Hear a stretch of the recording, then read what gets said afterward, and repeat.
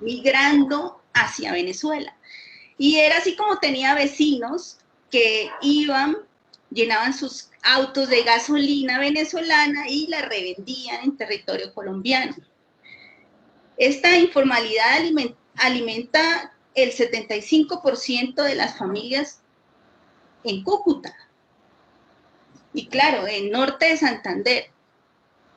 Entonces, me invitaron en 2018 a un evento ahí en la frontera, pasando la frontera hacia el lado venezolano, pero como estaba cerrada la frontera, tuve que ir por una trocha, o sea, un camino que me llevaba hacia un río.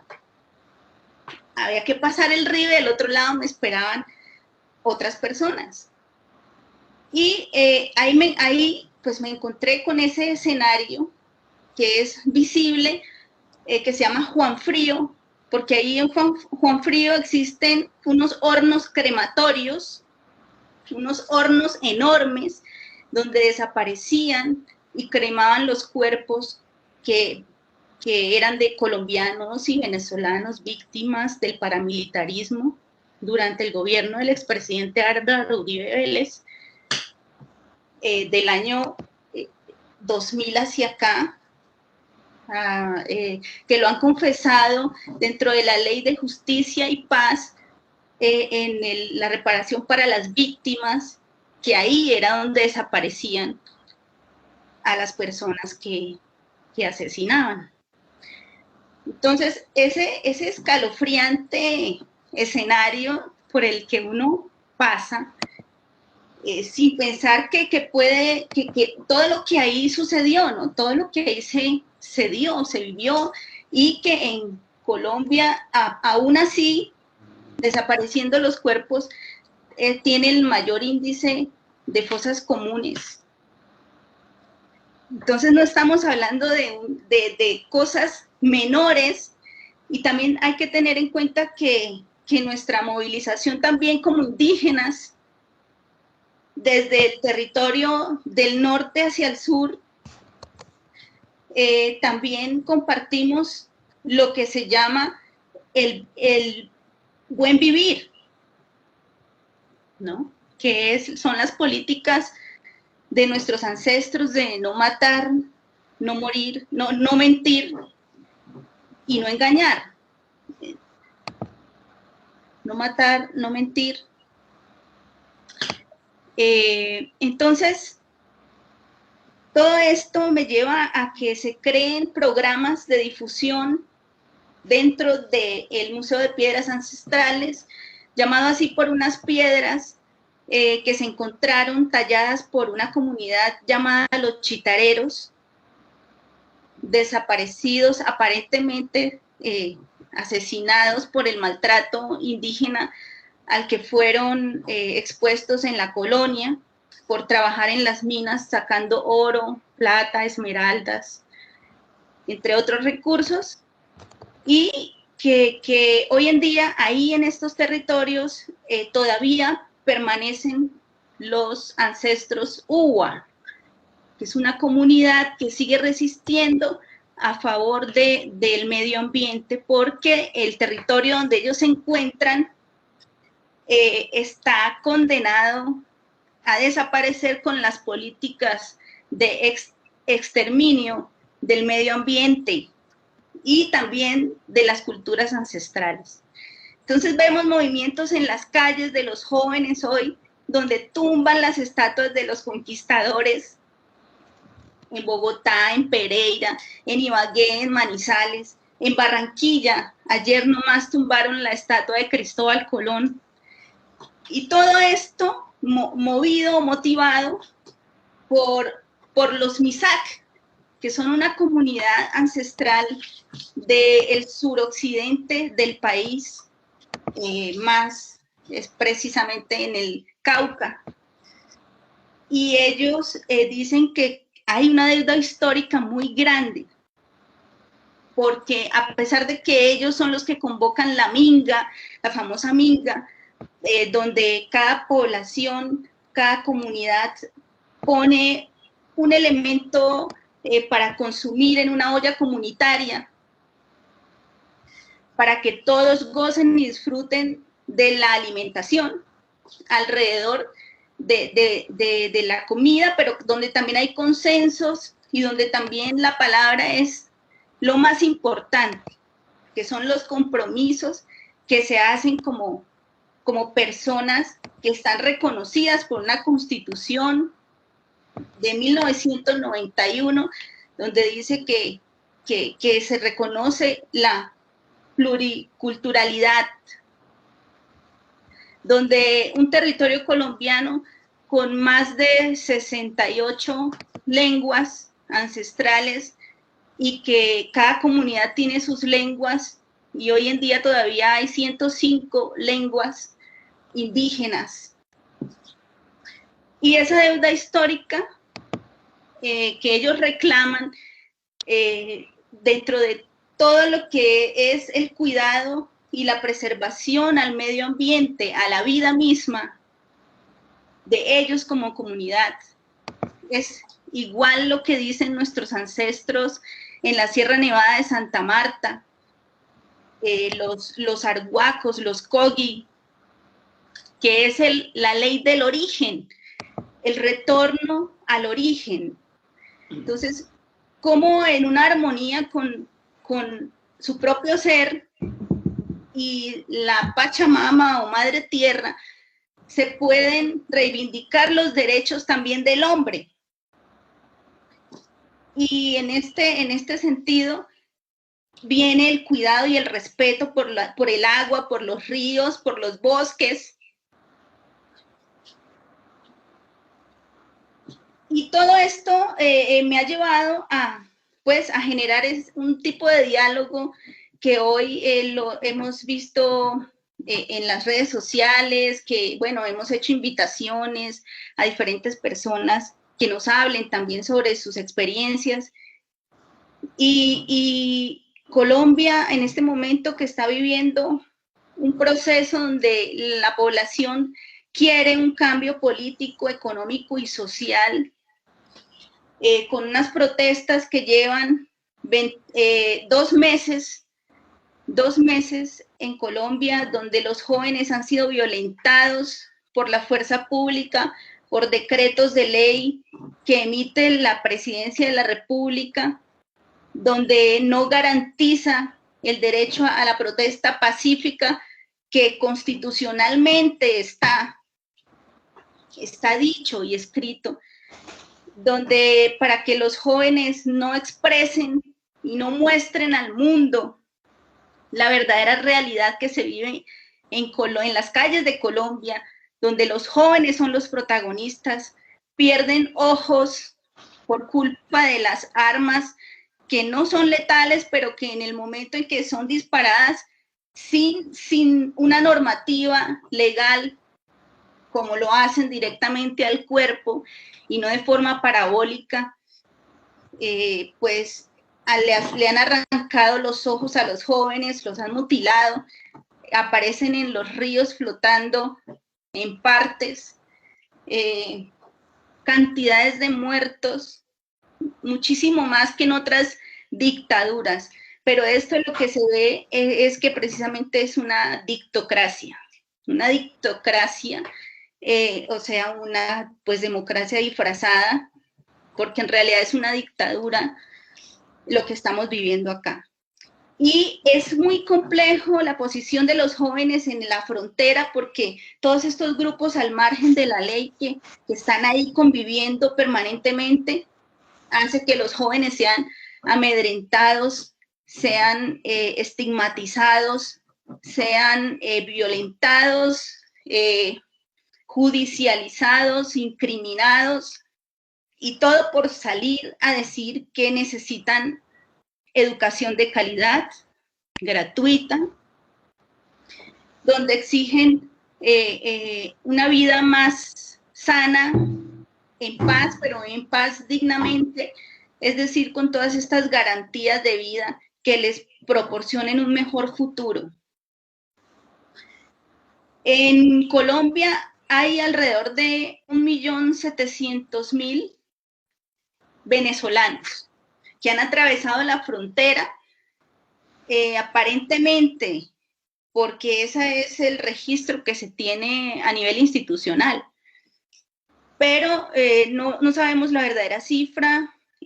Los acusan a los venezolanos de que le quitan el trabajo a los colombianos, pero en realidad el trabajo del venezolano en territorio colombiano es en su mayoría informal. Esto no es culpa de ellos, esto es porque el gobierno no atiende ni le proporciona las oportunidades laborales a nuestros jóvenes ni a nuestra población.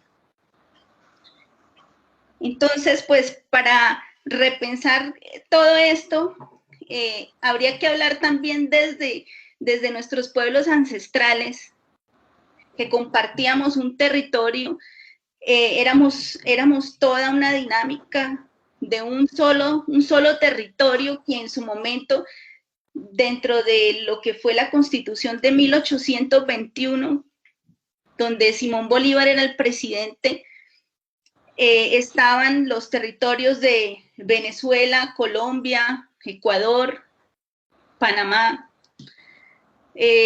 porque eran las ciudades del virreinato. Se quería conservar eso, capital Bogotá. Desde ahí ya vemos que también teníamos un territorio de más de 2 millones de kilómetros cuadrados, así como el que también ustedes tenían con los Estados Unidos.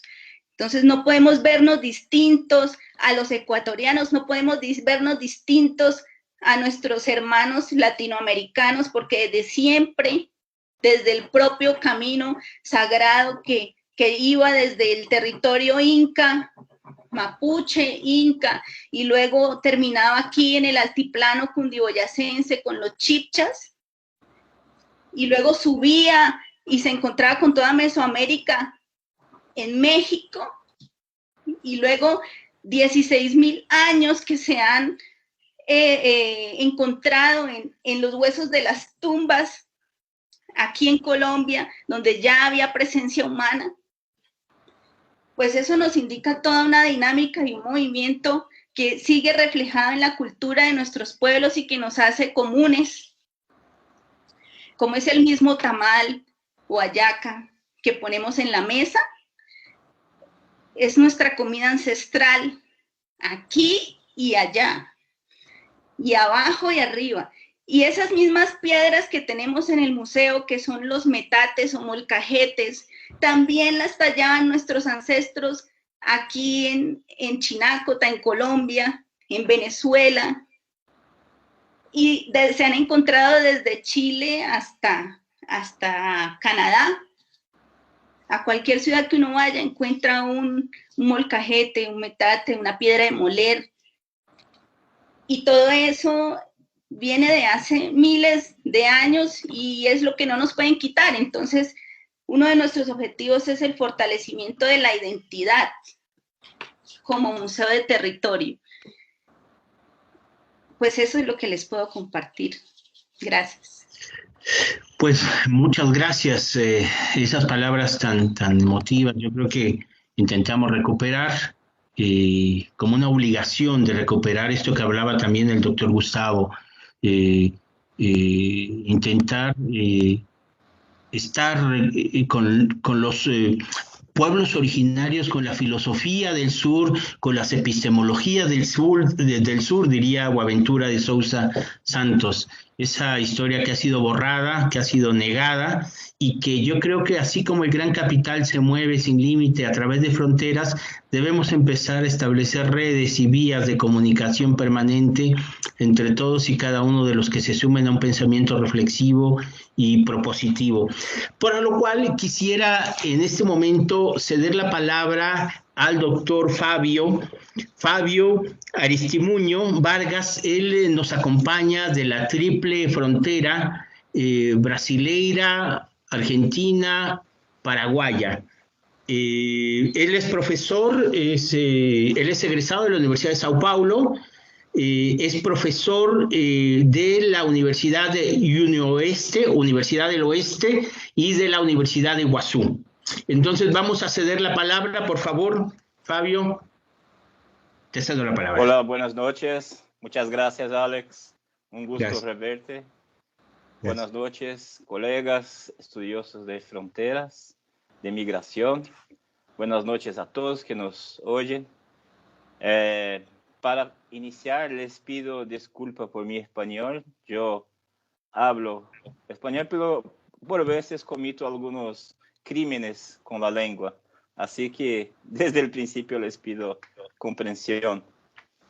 Les voy a hablar un poco de la condición de la triple frontera donde vivo yo. Yo soy brasileño, vivo en Foz do Iguazú, en la frontera con Ciudad del Este, que es una ciudad de Paraguay, y Puerto Iguazú, en Argentina.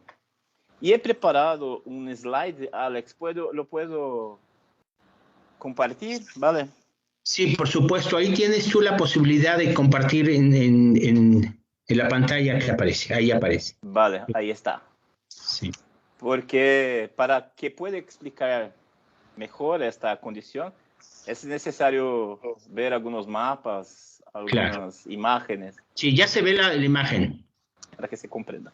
Así que mi presentación la llamé El limbo jurídico de la frontera, la triple frontera Argentina, Brasil, Paraguay en la pandemia. ¿Por qué limbo? ¿Por qué limbo jurídico?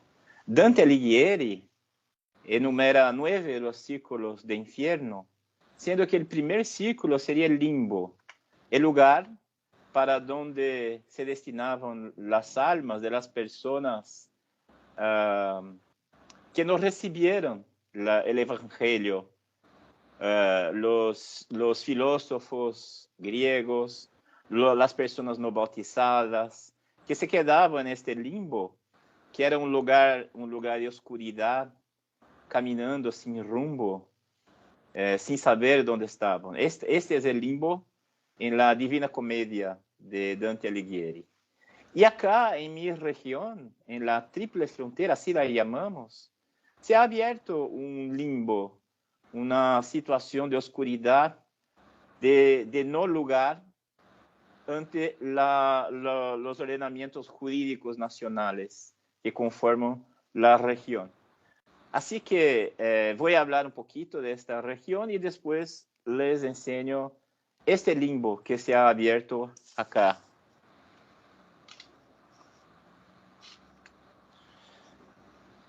Hay muchas triples fronteras en el mundo, pero acá de una manera egocéntrica, diría, nosotros llamamos la región simplemente de triple frontera, como si no hubiera otras.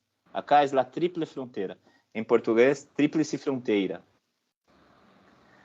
que es formada por estos 3 países, Argentina, Brasil, Paraguay, conformada, como pueden ustedes ver, en las 3 ciudades, en Brasil, Foz do Iguazú, en esta región en amarillo, en naranja, Ciudad del Este y también Presidente Franco en el lado de Paraguay, y Puerto Iguazú en verde por el lado de Argentina. La frontera sigue los ríos, es una frontera natural que sigue el accidente geográfico de los ríos. Aquí nosotros tenemos el río Paraná, que hace la frontera entre Brasil y Paraguay, y también la frontera entre Argentina y Paraguay, y el río Iguazú, que hace la frontera entre Brasil y Argentina. El río Iguazú es afluente del río Paraná. Así que tenemos una situación de frontera natural acá que sigue la expansión del imperio portugués en esta región, que nunca pudo atravesar los ríos. Hay muchas historias que les podría contar, pero es una frontera histórica de la lengua española y la lengua portuguesa. Acá una imagen del encuentro de los ríos, el río Iguazú que desagua en el río Paraná. Allá se puede ver Paraguay, Brasil, Argentina, la triple frontera. Y algunas peculiaridades de esta frontera. Hay entre Brasil y Paraguay una usina hidroeléctrica, que es la segunda mayor usina hidroeléctrica, la primera en producción de energía en el mundo, después de Tres Gargantas de China, que se llama Itaipu Binacional, que fue creada por un tratado entre Brasil y Paraguay de 1973, y es una entidad, un ente del derecho internacional atípico, es una empresa binacional, que es regida no por ley de Brasil y tampoco por de Paraguay, sino que por el tratado. Entonces, todo el espacio, toda la gestión, todo pasa por el tratado y no por la legislación de los países. Es una peculiaridad jurídica internacional que tenemos acá en la frontera entre Brasil y Paraguay. Y en la frontera entre Brasil y Argentina hay las cataratas de Iguazú. Acá se puede ver que desde 1986 fue declarada por UNESCO como Patrimonio de la Humanidad. Es una fuente de turismo muy grande. Y aquí en esta región tenemos un tripé, tres pilares, así se podría decir, económicos. El turismo, el comercio y la producción de energía eléctrica.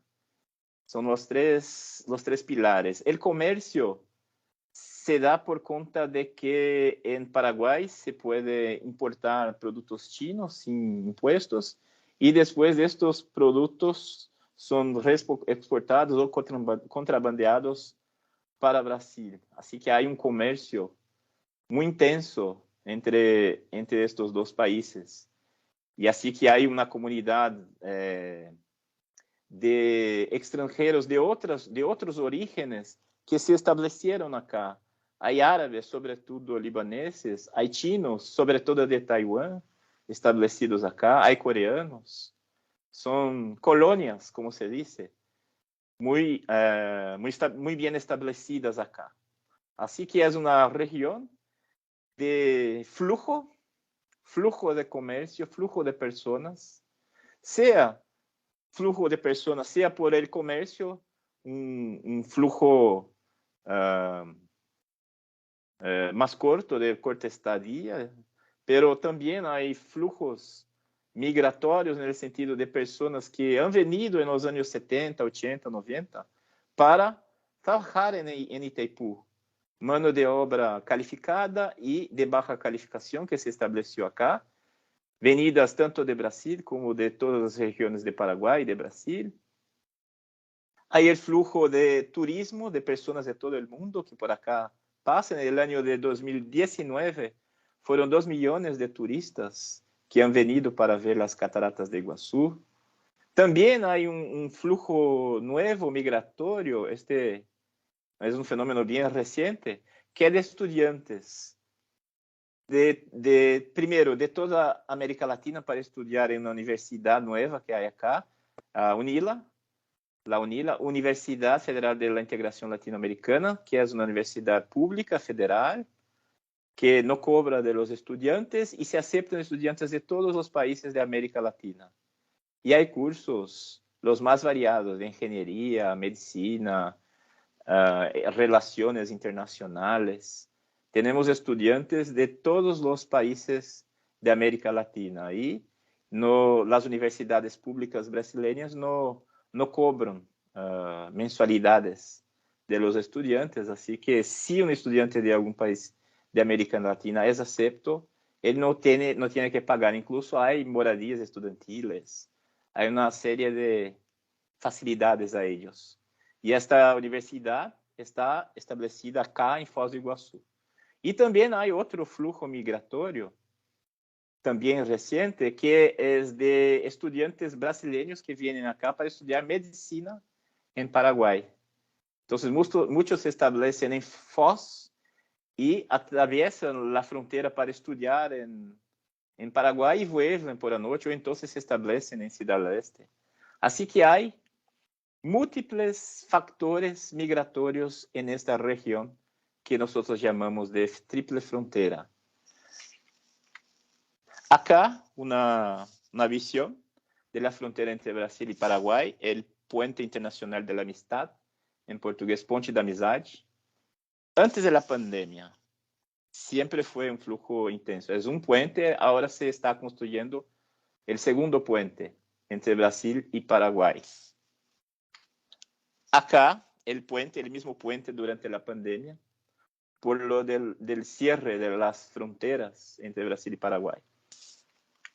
Acá el puente entre Brasil y Argentina, que también se ha cerrado durante la pandemia. Una particularidad que llamó mucha la atención de mi amigo Alex cuando estuvo acá es la porosidad de la frontera, el libre tránsito que hay entre estos países de acá. El control migratorio es más intenso en Argentina, pero es un control mínimo que permite el tránsito.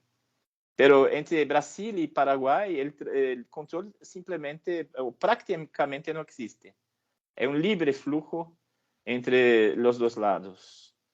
Así que se puede transitar de un lado hacia otro sin problema. Se puede ingresar. Así que no solo a Alex, pero a muchos amigos mexicanos que han venido acá, a ellos les sorprende esta situación fronteriza, tan porosa, con tanta libertad. Y así que hay relaciones familiares, cuestiones de estudio, el comercio, la apropiación del espacio ajeno por uno, que son factores que permiten un libre tránsito. Acá, por ejemplo, nosotros, mi familia, tenemos la costumbre de ir hacia mercados en Argentina, hacia mercados en Paraguay, para ser parte de nuestras compras para la casa. No sé los nombres de los productos, pero hay productos en Argentina que no hay en Brasil, que compramos allá, otros que preferimos en Paraguay. Así que es o era una costumbre.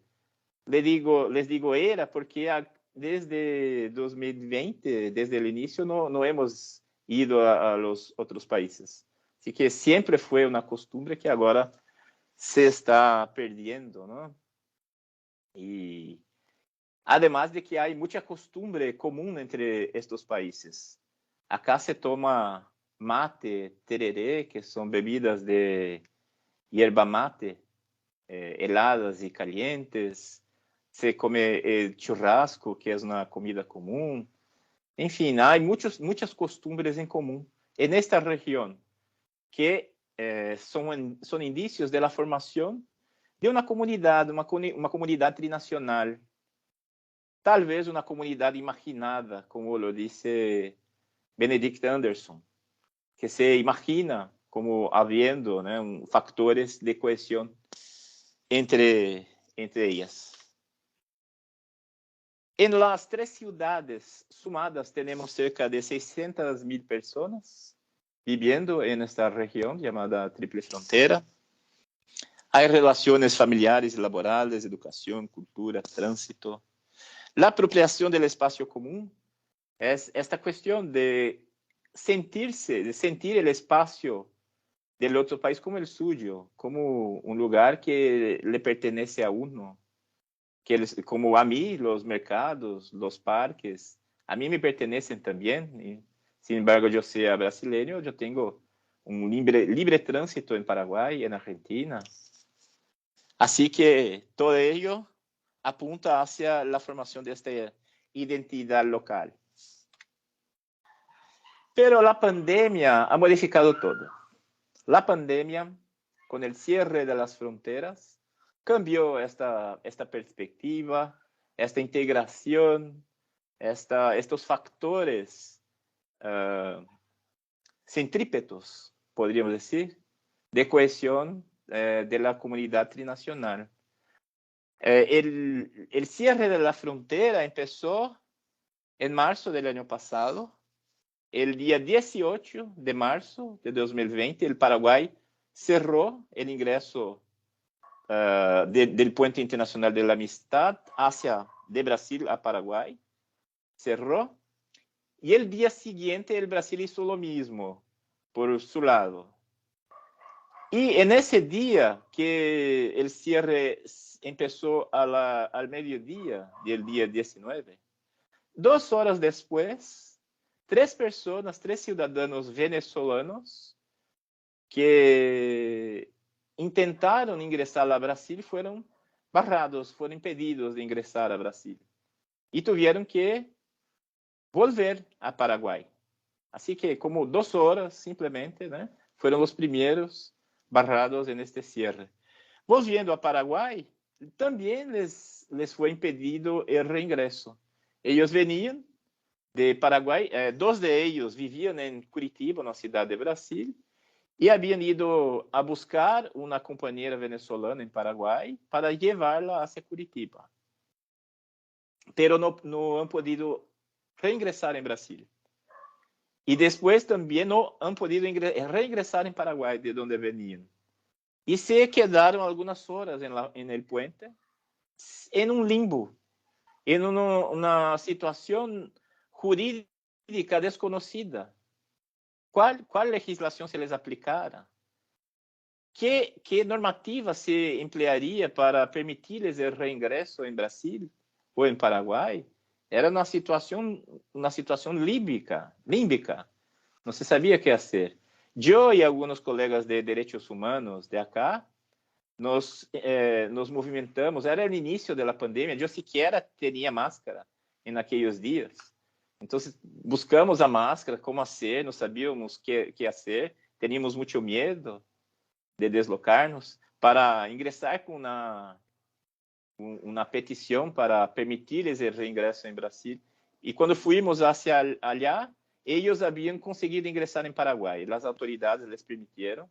Assim que ele se resolveu desta maneira, né? Com o reingresso de estes 3 cidadãos venezolanos a Paraguai. Então, esta foi a primeira de muitas situações límbicas que hemos podido testigar nesses dias do início da pandemia em la região fronteriça. Há uma película de Tom Hanks chamada, em espanhol, creo que é La Terminal, que ensina a um indivíduo que sai de seu país hacia Estados Unidos e não ha podido ingressar, seu passaporte havia perdido validade porque parece que seu país se desapareciera em uma guerra, não se explica bem. E ele se quedou em la terminal, no aeropuerto, sem poder ingressar formalmente no país. E esta película, que é ficção, é basada em um caso real de um sujeito, de um indivíduo chamado Mehran Karimi Nasseri, de origem persa, era um refugiado del Shah Reza Pahlavi, um perseguido político, que não pudo ingressar em França. Assim que tuvo que quedar-se no aeropuerto Charles de Gaulle por 18 anos, viviendo no aeropuerto por 18 anos, hasta que pudo ingressar no país. Depois que seu livro, sua autobiografia se quedou, como se chama, bien em ventas, um best-seller, ele pudo ingressar em França formalmente. Então, a história do personagem de Tom Hanks era fictícia. Ele se quedou por 2 meses em situações muito complicadas, pero a realidade é muito pior. A realidade é de um indivíduo que se quedou 18 anos neste limbo. E estamos observando acá a formação deste limbo em nossa região fronteriça, com situações como essa. Assim que argentinos, cidadãos argentinos, também não puderam ingressar em seu país. O outro puente também foi cerrado e se quedaram sobre o puente durante alguns dias. Depois, acá também, na fronteira entre Brasil e Argentina, cidadãos argentinos detenidos que não podiam ir para lugar algum. Este é o outro puente. O puente de la amistad. Sobre o puente começaram a acumular-se pessoas.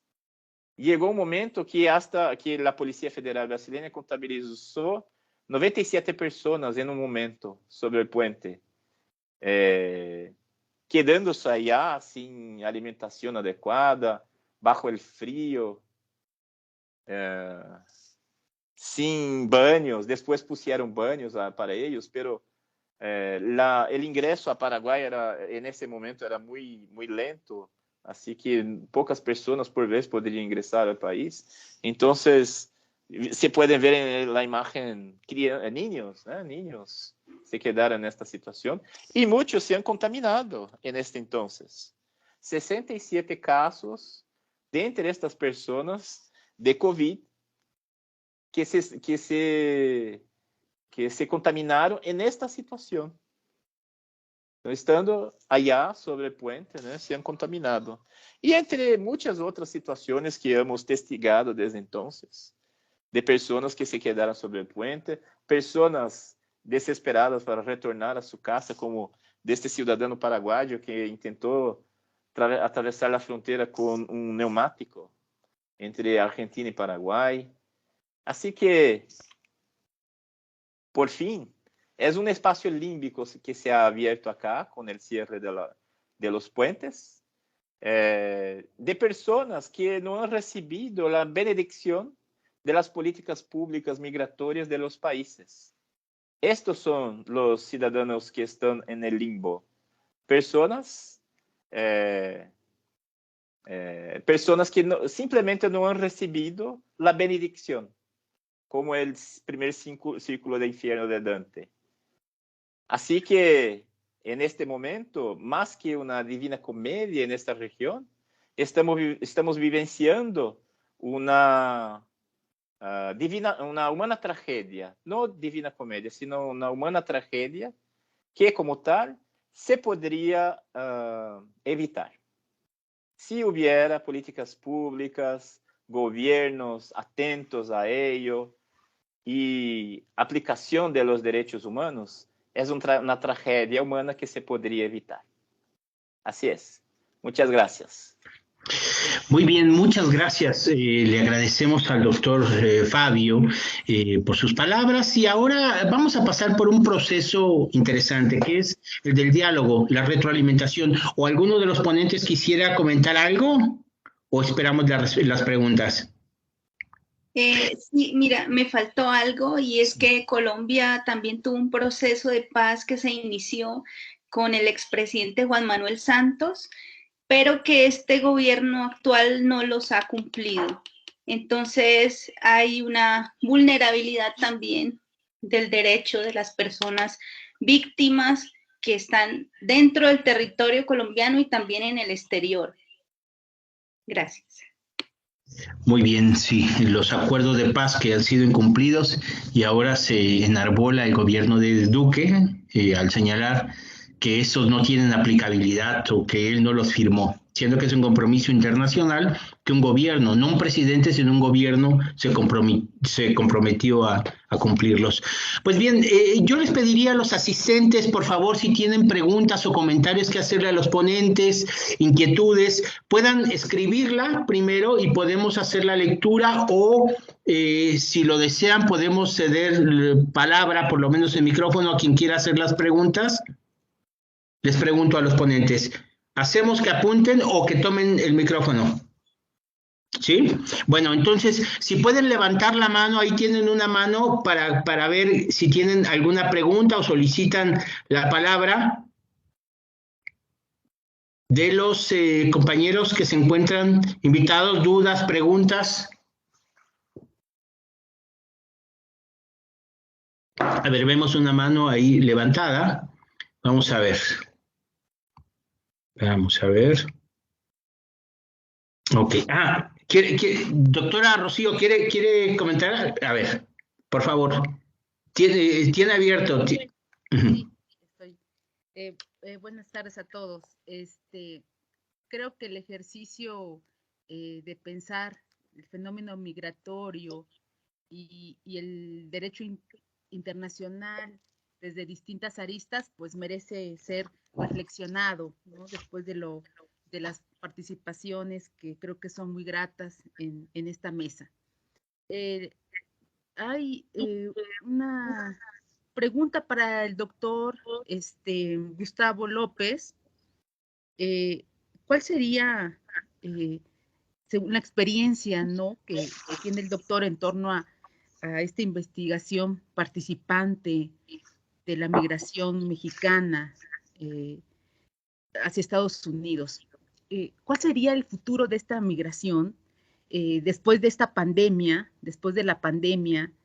Y ¿cuáles son las políticas migratorias actuales, las mexicanas y las estadounidenses, en torno a este fenómeno?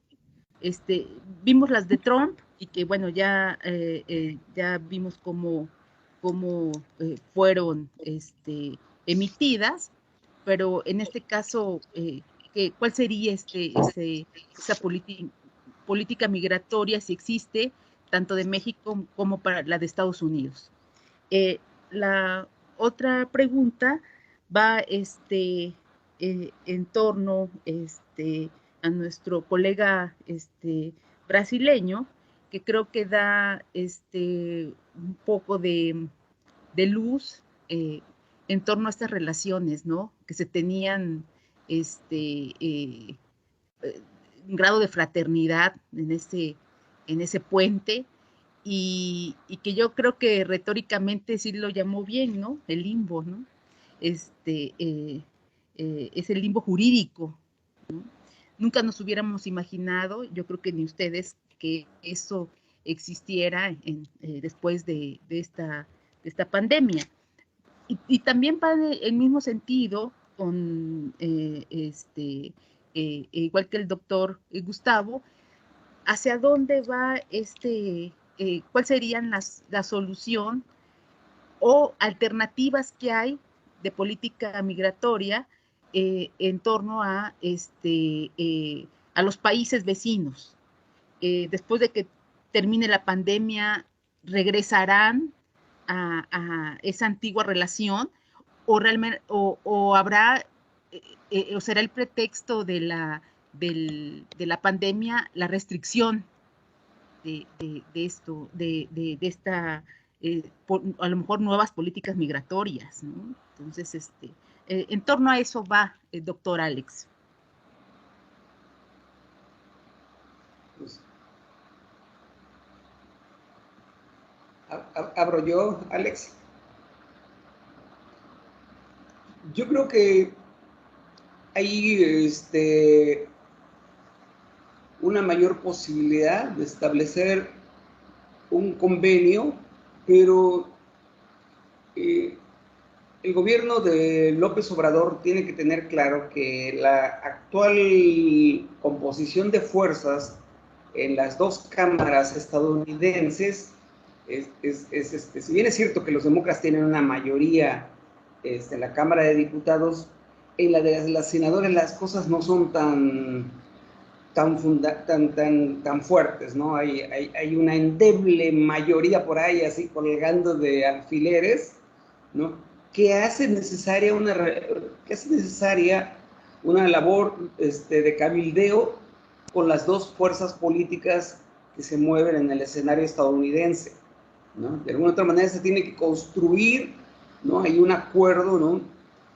Con el sector más pragmático de los republicanos, el sector que sobrepone sobre todo la lógica económica, la lógica de consolidar el mercado de trabajo, que le interesa fundamentalmente, ¿no? Sobre todo la que está ligada en la parte del Pacífico, ¿no?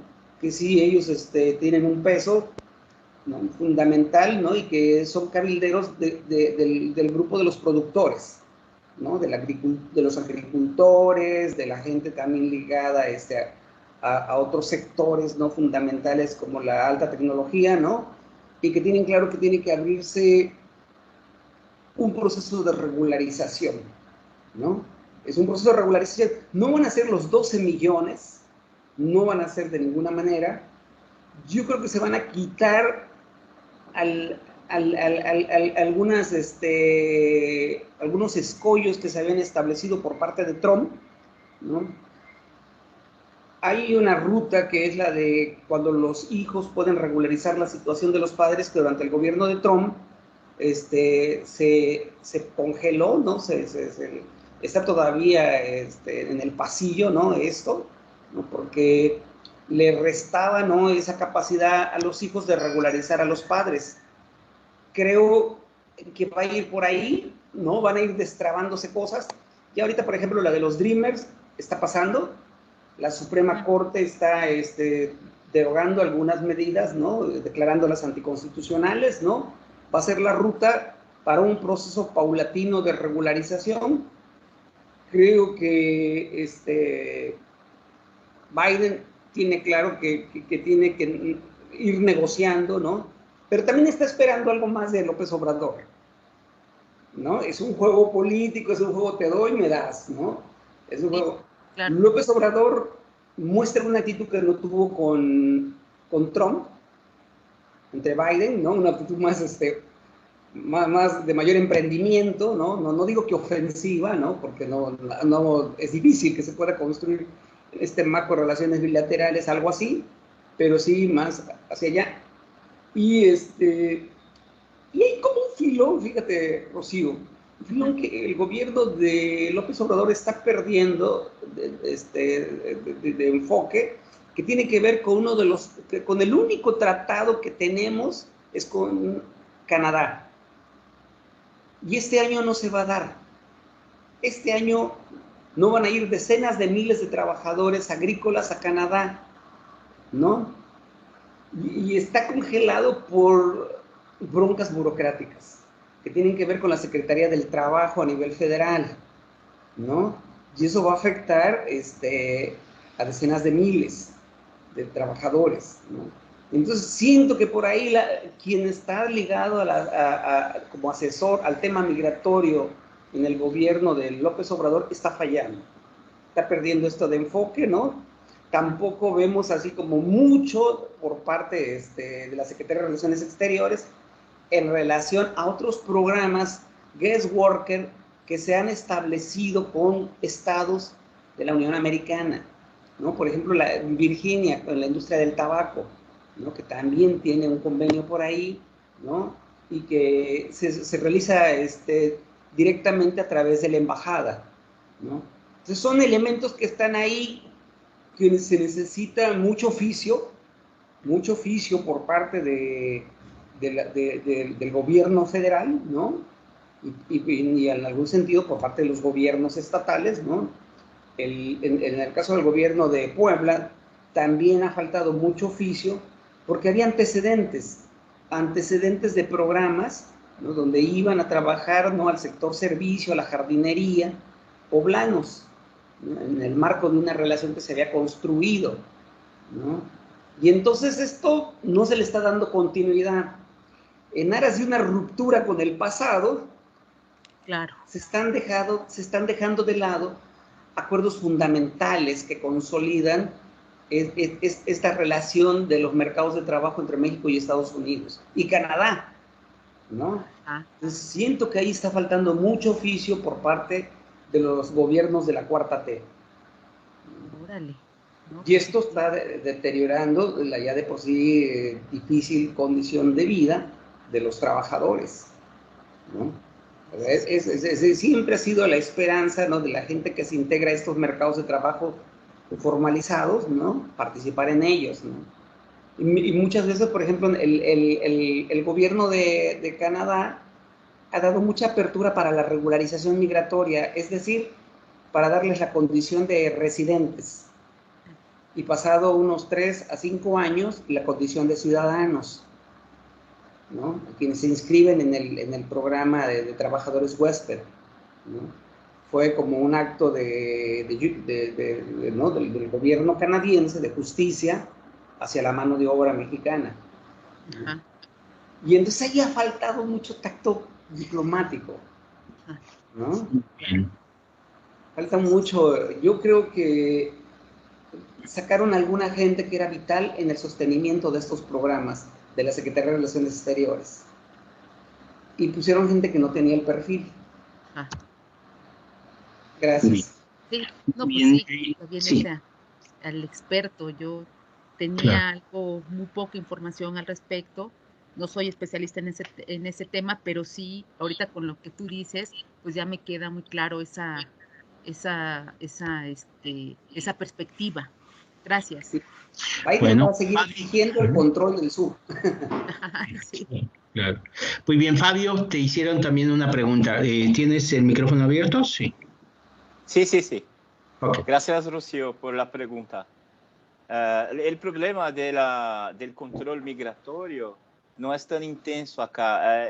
Argentina siempre, desde los años 90, ha tenido una política migratoria en el sentido de barrarla, ¿no? Porque hubo un incidente, un atentado terrorista en Argentina y la inteligencia identificó como originaria de la triple frontera, algo que que es algo muy problemático por acá, lo de las comunidades musulmanas que viven acá, así que se identificó como el origen como de acá. Así que desde entonces, todos los gobiernos de Argentina, sean de izquierdas, sean de derechas, han intentado recrudecer este control migratorio. Es un consenso en Argentina. Tal vez la cuestión de la pandemia sea un pretexto para recrudecerla todavía más. Incluso hoy día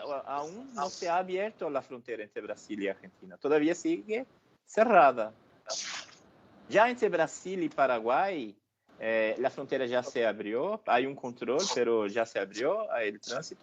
En Brasil no hay esta preocupación tan grande de los flujos migratorios como hay en otros países. Hay una aceptación, no diría plena, pero hay una aceptación del migrante que viene a trabajar, que se establece por acá, por lo menos en comparación con otros países. Y este problema que les he relatado fue de personas, de paraguayos que han perdido la renta y volvieron a su casa sin perspectiva y se quedaron sobre el puente por en media 3 días. Y imagínate, hoy hizo como 1 grado por la mañana, está muy frío por acá. Estamos en el otro hemisferio, estamos en distintos hemisferios, acá estamos en el invierno. Imagínate, sobre un puente con temperaturas negativas, quedándose por 3 días. Es una cuestión grave de derechos humanos.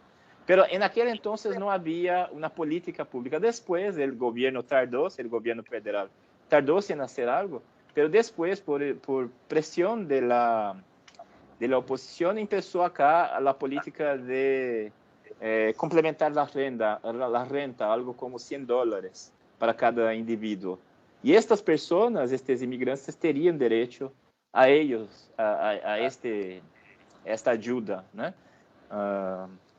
Así que estamos pensando y ya tenemos algunas soluciones para si este problema volver a acontecer. Porque no es un problema meramente migratorio, sino de renta, de familia, de trabajo, de estudio. Es una cuestión muy compleja. Sí. Muy bien, doctor Fabio. Veo a Natalia que levantaste la mano. Tienes el micrófono abierto, Natalia. Sí, Y gracias. luego va Carmina Maribel, pero por favor, Natalia. Gracias. Pues precisamente sobre eso es el tema de discutir. A mí me llamó mucho la atención la intervención del doctor Fabio, precisamente por este limbo jurídico, ¿no? Entonces, ahí hay que replantear el escenario que tenemos jurídicamente con todo un esquema y de sistemas de derechos de derechos humanos, ¿no? De los derechos humanos, y a lo que iba, ¿no? Estos derechos emergentes que son una necesidad urgente, ¿no? Como este derecho a la movilidad universal. O sea, a partir de estos fenómenos, ¿cómo, ok? Nos tenemos que replantear. Entonces, me parece que el derecho tiene un gran papel que uno o sirve de coprotagonista o de plano, pues hay que sacarlo del seno para replantear también el propio sistema. No solamente creación de leyes, de programas, de política pública, sino de justicia. ¿Okay? Porque quién, al final, toca lo que mencionaba el doctor, ¿no? O sea, ¿y quién va a solucionarle ese problema? O sea, si no tenemos una ley, un programa que solucione, o sea, y se quedan mientras en el limbo, en ese caso, bueno, algunas personas, pero pues desde una hasta los millones de personas que se encuentran en esa situación en otras latitudes del mundo, ¿no? Y bueno, un poco como comentar, este reto, en cuestiones, los retos que tiene el derecho, también con la doctora, ¿no? Con la doctora Carla, plantear también, o replantear cómo son estos derechos de la naturaleza, porque el derecho nos ha puesto muchas barreras respecto a la existencia de no norma, por lo tanto, entonces, aunque existe el fenómeno, pues si no existe en la norma, es inexistente. Entonces, ¿qué le aplico? ¿No? Entonces, regreso al limbo del cual el doctor hacía referencia, ¿no? Entonces, hoy también estos derechos de la naturaleza como sujeto de derecho, ¿quién va a defenderla? ¿Quién defiende a pueblos originarios? ¿Cómo se hacen los mecanismos para? ¿No? Entonces, me parece que creo que es un momento propicio para que estos limbos que tenemos, ¿no? Proponer agendas para que en América, yo insisto, con una nueva agenda de derechos humanos que reflejen o que den una nueva realidad, ¿no? Y quitar estas dicotomías, ¿no? O estas polaridades de civiles, políticos, ciudadanos, no ciudadanos, de repente crear lo más universal o lo más regional, ¿no? Con esta visión que Alex considera de Boaventura, ¿no? Con una mirada, aun cuando el fenómeno migratorio no sea de tanta dimensión en Brasil y en esa región como en el caso de nosotros, ¿no? Pero sí creo que el reto para el derecho y para la justicia es sumamente importante. O sacarlo del escenario, ¿no? O hacer propuestas mucho más dinámicas desde la academia y la doctrina, que para eso también aporta, ¿no? Bueno, eso era todo. Gracias. Muy bien, doctora. No sé si quieren comentar. Veo ahí una mano levantada. Carmina Maribel Pérez, ¿tienes la palabra? A ver, sí. Sí, muchas gracias. Muy buena tarde a todos.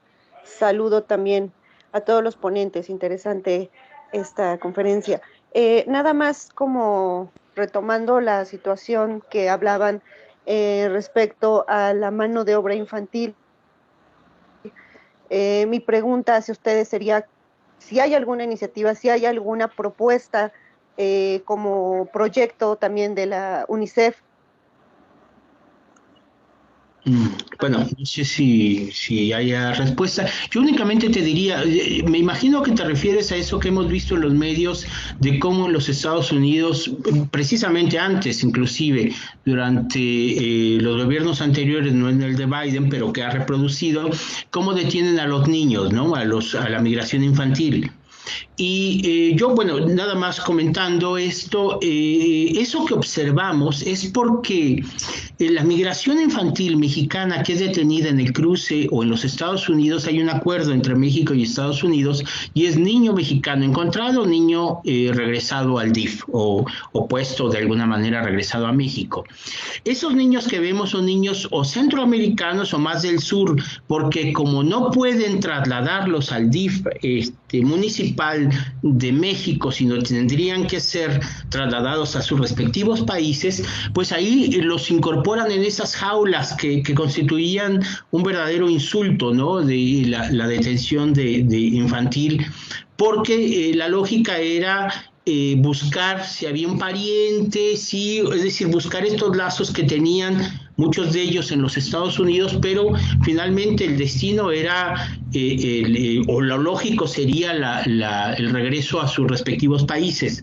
Pero creo que respecto al trabajo infantil, indudablemente habría restricciones por esto mismo que se señalaba de la migración indígena y cómo se incorporan acompañando al padre en las labores diarias en el fenómeno en México, ¿no? Que estaría prohibido, por supuesto, pero que en los campos de cultivo de Sinaloa, por ejemplo, la migración indígena. California, en San Quintín. En San Quintín, claro, en Baja California. Es un hecho indudable, pero que finalmente es un fenómeno permanente. No sé, te regreso la palabra o te doy la palabra, Gustavo. Sí, o sea, sí es cierto. Bueno, acuérdense que Estados Unidos es el que firma muchos tratados, pero nunca los ratifica. Claro. ¿No? Por ejemplo, en el caso de la reunificación familiar, que está contemplado en la Organización Internacional del Trabajo, Estados Unidos lo firmó, pero tenía que ratificarlo en sus dos instancias, que era en la Cámara de Representantes y en la Cámara de Senadores.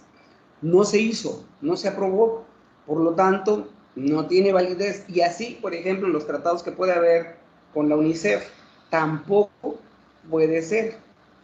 O sea, no han sido ratificados. Otra que tiene Estados Unidos, que como tiene un pacto federal, todo depende de cada estado, ¿sí?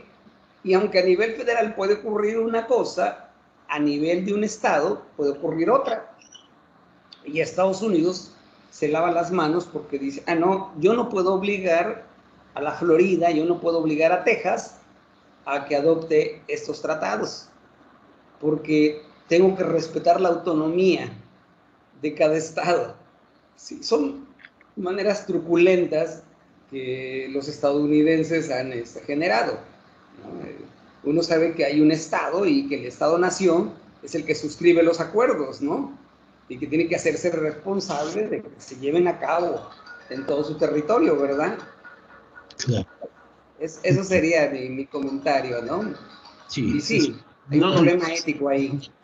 Claro, no sé si respondimos, Carmina, pero a todos los demás que quieran hacer alguna pregunta a los ponentes, por favor, levanten la mano, pongan esa mano amarilla que está ahí en su pantalla para que puedan tomar la palabra, por favor. Veo, sí, a ver, sí, ¿querías retomar la palabra, Carmina? No. Muchas gracias, queda totalmente. Ok, veo a Obando Gómez Gloria, por favor. Sí, a ver, sí, voy a abrir el micrófono. ¿Tienen posibilidad de abrir? Sí. ¿Hola? Sí, ya está abierto, por favor. Sí, lo escucho, te escucho. ¿Hola? Me llama mucho la atención es por qué desde la academia se sigue trabajando con categorías liberales de los estados-nación, como por ejemplo las categorías hegemónicas de migración. Yo creo que se ha demostrado, y más en este proceso de crisis civilizatoria, que el sistema liberal del derecho está solo en la formalidad y no se materializa. Ya lo hacía mención Gustavo, por todas estas apariencias formalistas. Entonces, yo creo que la academia, y si tú mencionas un poco ir en diálogos sur-sur, tendría primero que dejar esas categorías de Naciones Unidas, como por ejemplo migración, y nombrarlas como son, movilizaciones forzadas. Y empezar a construir otro tipo de alternativas. No sé qué opinan al respecto. Claro, sí, yo en lo personal, yo suscribo esto, pero indudablemente también hay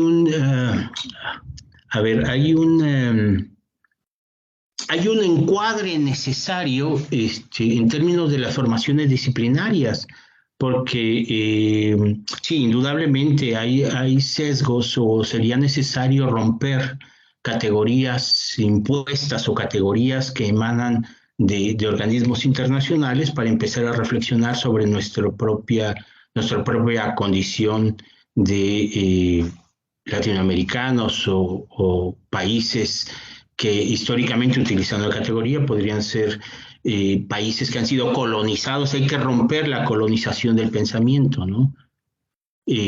Pero no sé, Gustavo, ¿estás ahí? O Natalia, ¿quisieras comentar sobre esto? Pues sí, creo que es cierto, ¿no? Ir haciendo, utilizando un nuevo lenguaje, incluso desde lo jurídico, ¿no? Ha sido bastante técnico, eso ha sido una gran crítica, el cómo los enunciados normativos, cómo están creados, ¿no? A partir de un uso del lenguaje nada comprensible, incluso la propia Constitución, la construcción, ¿no? Se ha hablado infinidad de veces de cómo hacer una Constitución mexicana mucho más digerible, con un lenguaje, incluso si vemos las constituciones latinoamericanas, ¿no? Están estructuradas de párrafos y en los artículos de manera muy clara, muy corta, muy breve. Ese uso de ese lenguaje, digo, escrito, nos refleja, ¿no? Una nueva manera de comprensión, o sea, realmente comprender la norma, ¿no? Entonces, yo coincido que tendríamos que estarle dando el verdadero nombre o significado de lo que es, o sea, es movilidad forzada, movilidad universal, o sea, dejar un poco estas formalidades, ¿no? Porque me parece que sí sería importante. Y así, irnos pronunciando a partir de cómo están estructuradas tanto la ley como las tesis, las jurisprudencias, y bueno, desde mi ámbito me parece, esa es una crítica bastante dura, pero que puede nutrir a replantear ese sistema jurídico. Bueno, claro, gracias.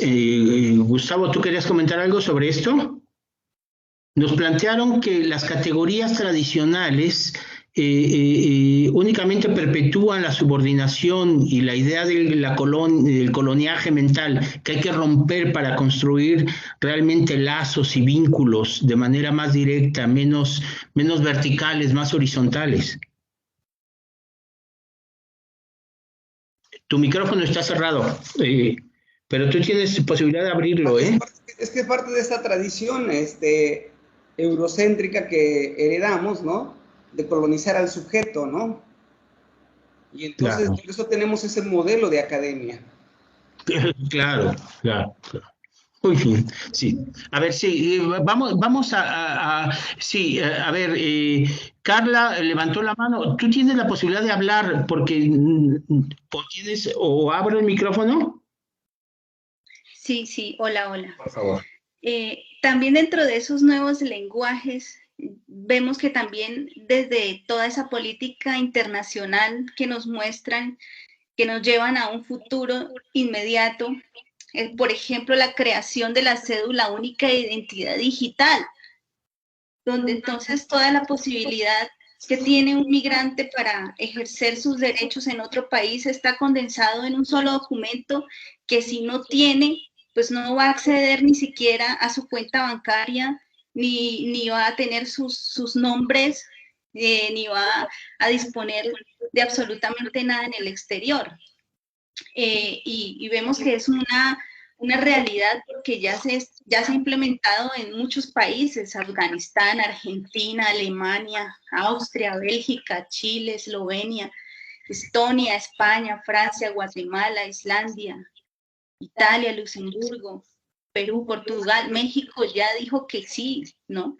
Y Colombia también ya la está proporcionando a los ciudadanos para que también sea un pasaporte, cédula de identidad en el exterior, y esos nuevos lenguajes también que nos traen como si fueran adelantos, grandes adelantos, realmente no le ayuda mucho a los derechos humanos de las personas, porque estando catalogados, seguimos clasificados, es mucho más fácil que lo incriminen o lo judicialicen por algo irregular que no le parezca en esa nación o a esa nación, que realmente para que le den algún beneficio, ¿no? Como migrante. Entonces, también hay muchos enredos en esos términos de obtener un documento digital que sea global, en términos también de de la pandemia, entonces que no puede viajar si no tiene la vacuna, porque también la aerolínea le exige que si va a llegar a otro país, y México está dentro de una lista donde no puede ingresar a muchos países de Europa en estos momentos, solo porque es mexicano, solo porque las cifras de la pandemia pues son altas, pero eso lo determina también la cantidad de población. Y todo esto sí va a limitar muchísimo el acceso a otros países. Muy bien, gracias, licenciada Carla, qué oportuno es esta reflexión. Igual veo otra vez la mano levantada de Carmina. ¿Quisieras comentar algo? ¿Carmina? A ver, sí. A ver, veo Carmina. Está... bueno, si alguien más desea comentar algo, hace un momento... Ah, sí, Carolina. Carolina, por favor, tienes la palabra. Vamos, permítanme. Necesitas... A ver... hacer una pregunta sí, a las ponentes. Sí, adelante. Sí. Sí, adelante.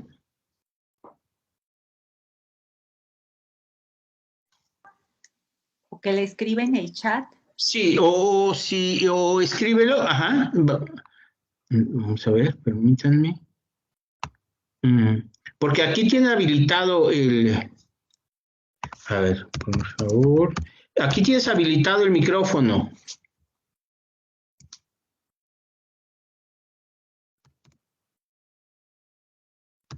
Sí, a ver, ahí está.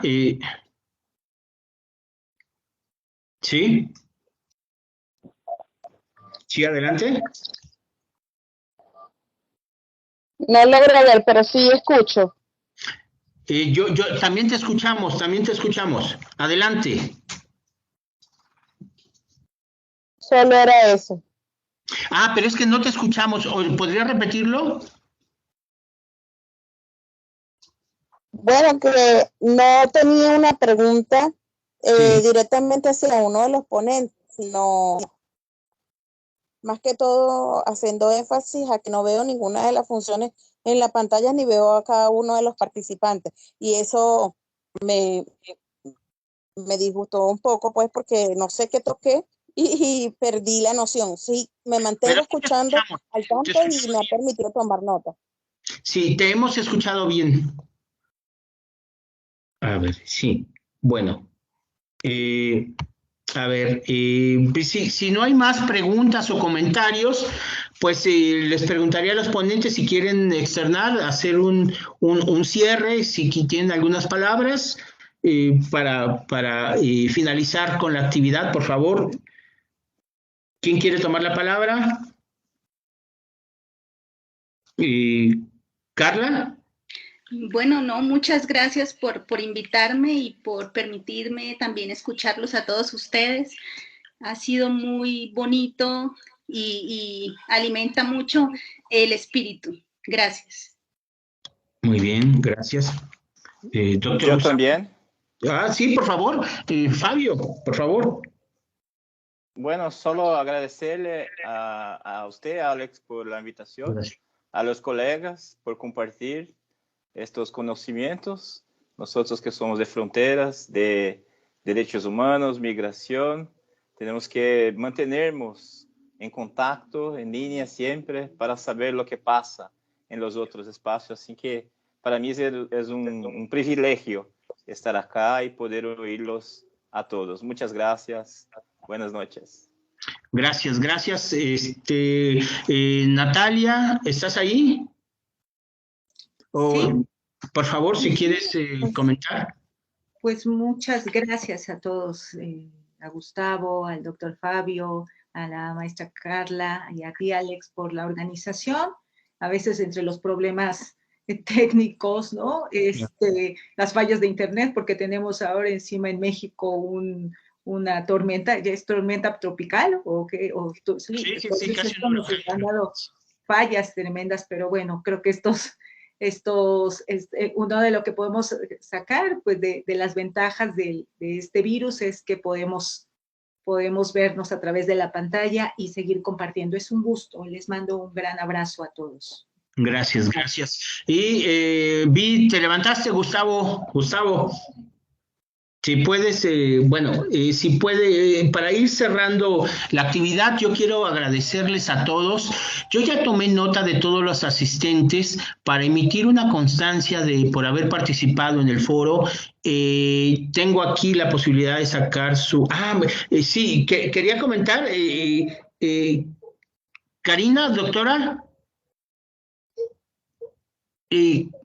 ¿había levantado la mano? Bueno. Muchísimas gracias por la invitación. Muy importantes los temas y ojalá más adelante tengamos la oportunidad de participar en otro evento como este. Muchas gracias, Alex, y a los participantes. Un abrazo desde Chiapas. Gracias desde el sur México, ¿no? Pues les decía yo que yo ya tomé nota de todos para efectos de poder emitirles una pequeña constancia o un reconocimiento por su asistencia y nos mantenemos en comunicación, no sin antes recordarles que el foro fue organizado por un cuerpo académico, que es la manera como nos estructuramos para el ejercicio docente al interior de la universidad. En este caso estamos en la Benemérita Universidad Autónoma de Puebla, centro sur de el centro sur de la República Mexicana, pues este cuerpo académico nos permite reflexionar a partir de un cuerpo colegiado o conformarnos como un cuerpo colegiado. Entonces les agradezco infinitamente su asistencia y nos despedimos agradeciendo a todos y cada uno de ustedes. Mil gracias. Una foto, sí sería importante. No sé si, maestra Natalia, podríamos sacar una foto de todos. Les pediría, por favor, si pudieran prender sus cámaras todos. Sí, si pudieran prender sus cámaras todos para poder tener una ¿tú nos ves? O doctora Rocío, ¿nos alcanza a ver a todos? O por lo menos... Sí. ¿Puedo tomar una captura de pantalla? Sí, por favor. También se ha grabado esta presentación, entonces vamos a intentar en lo posible ahorita hacerle una manita de gato y la subo a la página de Facebook para poderla socializar. Por favor. Muy bien. Listo. Bueno, entonces les agradecemos a todos, mil gracias por habernos acompañado. Ya llegó el doctor Gustavo, nos estamos despidiendo. Cuídense mucho, gracias. Hasta luego. Hasta luego. Hasta luego, gracias. Bye. Un abrazo. Igualmente. Buenas noches y muchísimas gracias a todos. Gracias. Hasta luego, gracias. Gracias, hasta luego.